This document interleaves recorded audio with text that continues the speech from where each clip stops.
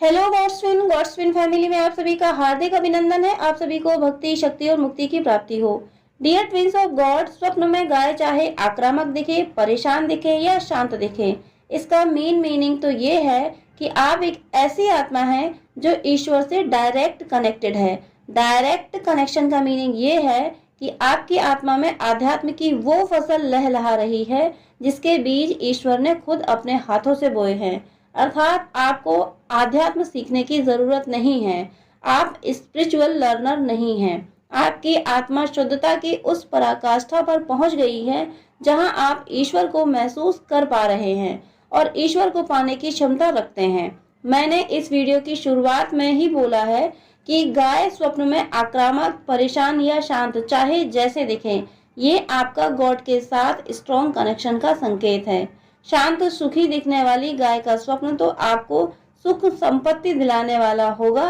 गौ माँ ने आपके स्वप्न में अपनी प्रसन्नता दिखाकर कहा है कि मैं तुमसे प्रसन्न हूँ, मेरा आशीर्वाद तुम्हारे साथ है, और जिसके साथ माँ का आशीर्वाद हो उसे ईश्वरीय कृपा मुफ्त ही मिल जाती है।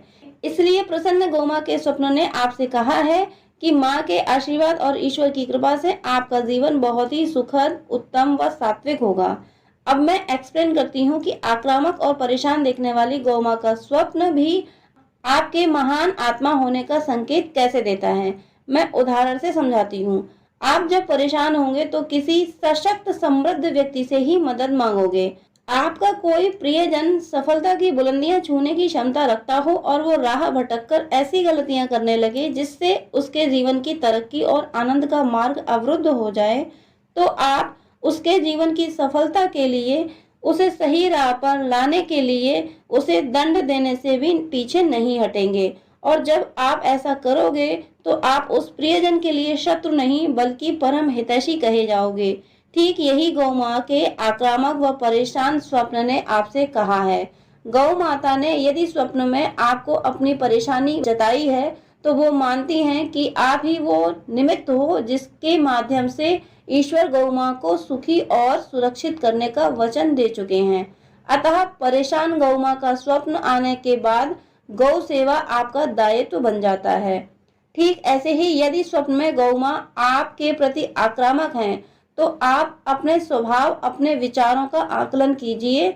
आप जीवन के मूल्यों से भटक रहे हैं जिससे आपके जीवन की सुख शांति भंग हो जाएगी और माँ ऐसा नहीं होने देना चाहती हैं। इस परिस्थिति में आपको पूरी श्रद्धा से गौ माँ की सेवा शुरू कर देनी चाहिए। इसी में आपका कल्याण है। जय श्री कृष्ण।